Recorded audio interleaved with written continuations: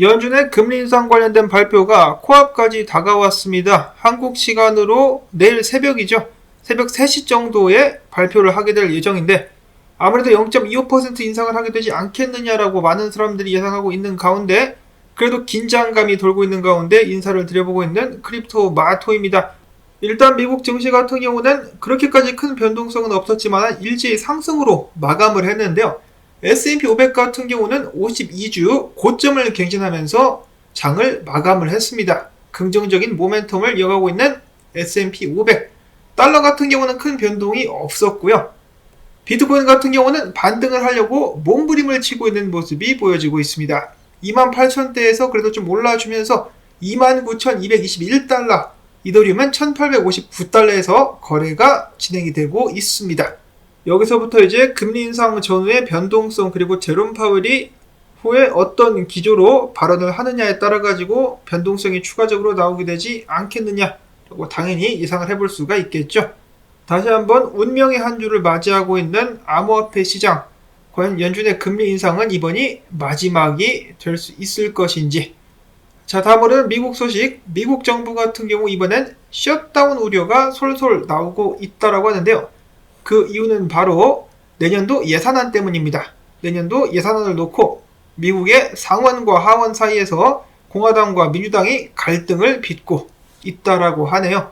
이번에도 쇼를 하고 있는 것이 아닌가라는 생각이 드는데요. 미국 의회는 12개 세출 법안을 통해서 내년도 예산을 구체적으로 승인하는데 아직까지 처리된 예산은 하나도 없는 상황. 이러니 저러니 해도 나중에는 또 마무리를 짓게 되지 않을까. 9월 31일까지이기 때문에 아직 시간이 많이 남아 있습니다.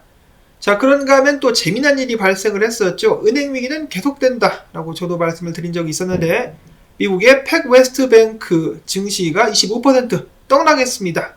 이건 미국 은행 증시도 잡코인이랑 다를 바가 없다라는 생각이 들 정도로 크게 하락하고 있는 팩웨스트뱅크. 월스트리트 저널에 의하면은 이런 팩웨스트뱅크를 뱅크 오브 캘리포니아가 인수할 준비를 하고 있다라고 합니다. 은행들 사이에서 잡아먹기가 계속되고 있다.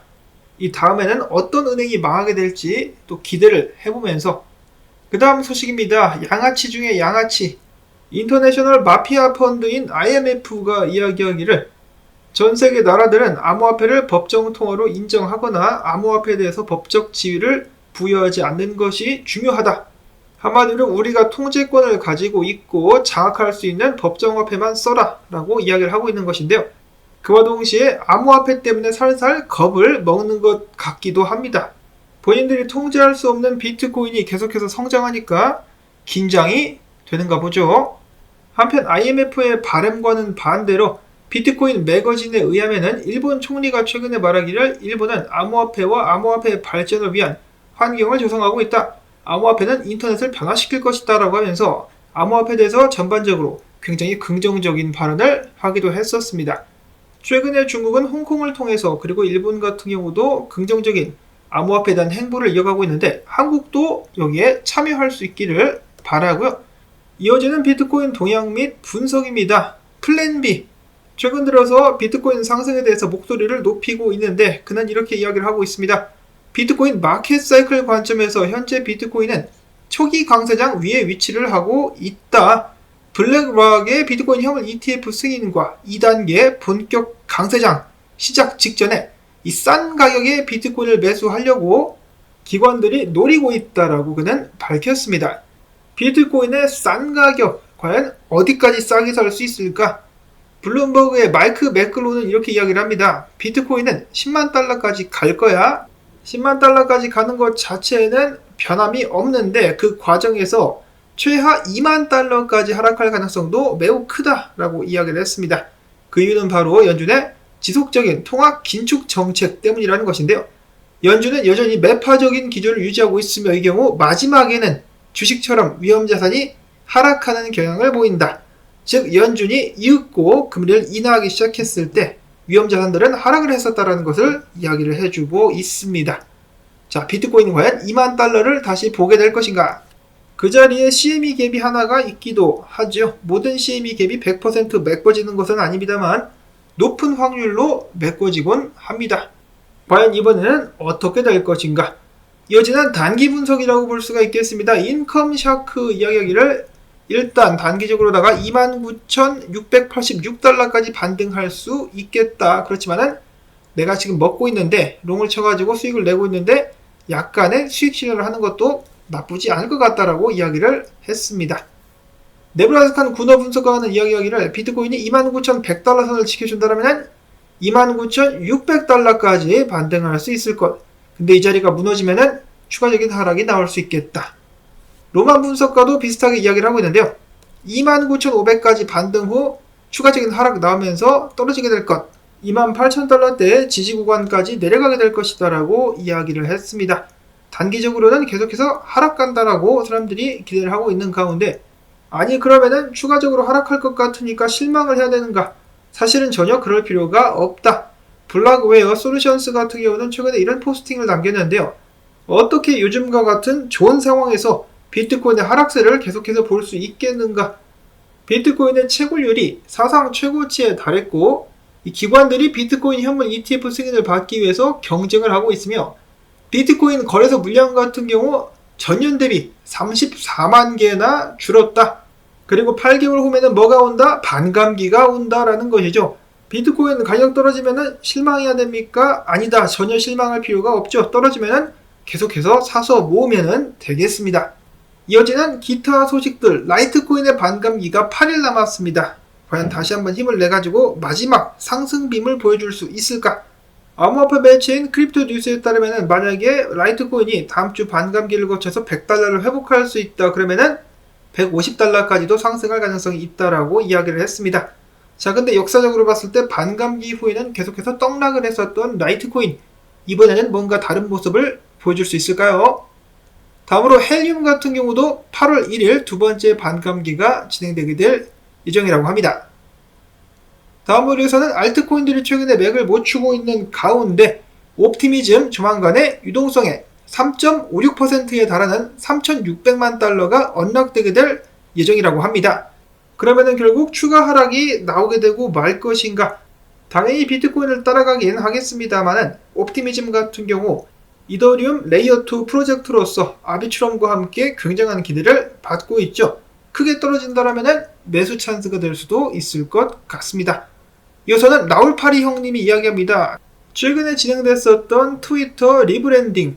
내가 봤을 때는 일론 머스크가 아무래도 결국은 도지 결제를 도입할 것 같다. 일론 머스크 같은 경우는 인공지능을 위해서 트위터를 인수한 것으로 보여지고 있으며 트위터에 암호화폐 결제를 도입하게 될 것인데 여기 도지가 포함될 것이다 라는 것이죠.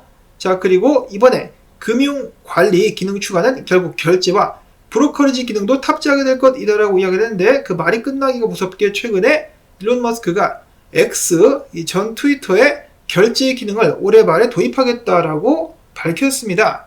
거기에 이어가지고 그는 인터뷰를 할 때 이렇게 이야기를 하기도 했었죠. 이 X가 지대로 성공을 하게 된다면 세계 금융 시스템의 절반을 차지하게 될 것.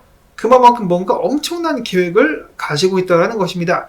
마치 농담하듯이 트위터를 인수했지만 그 내면에는 트위터를 엄청나게 크게 키워보겠다라는 야망을 가지고 있었다는 것이죠.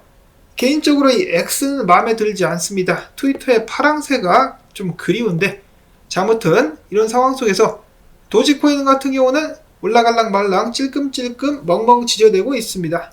보시면은 여기까지 올라왔는데 결국 이 12센트까지는 쏘게 되지 않겠느냐라고 안데스라는 분석가는 며칠 전부터 계속해서 이야기를 하고 있습니다. 과연 도지코인이 지속적으로 상승할 수 있을 것인가?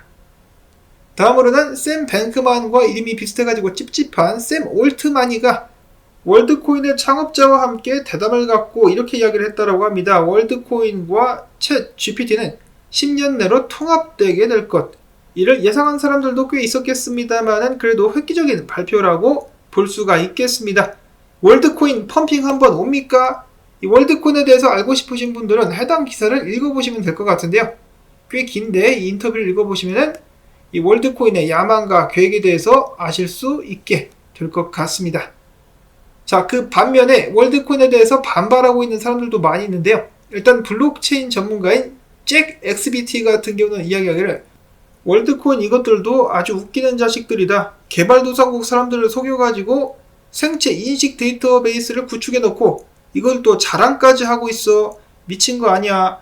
월드코인은 홍채 스캔을 통한 신원 인증을 가입 단계에서만 시행하고 있는데, 이에 따라서 텔레그램에서 해당 계정을 1달러에 판매하는 암시장이 이미 형성이 되어 있다.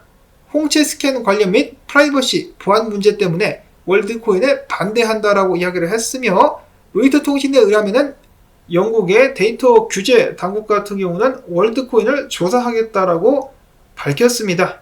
개인적으로는 참여할 마음은 없습니다만 이 새로운 시도라고 볼 수가 있겠죠. 월드코인 및 홍채 인식, 어떤 결과를 가져다 줄 수 있을 것인가, 그리고 월드코인 펌핑을 이끌 수 있을까, 계속해서 기대해 주실 수 있기를 바라면서 오늘 영상 도움되셨다면 광고 한 편만이라도 마지막까지 틀어주기, 시청료로서 해주실 수 있기를 부탁을 드립니다. 한 분 한 분 도와주시는 분들께 감사드린다는 말씀 전하면서 저는 다음에 새로운 소식 가지고 인사를 드리도록 하겠습니다. 안녕히 계십시오.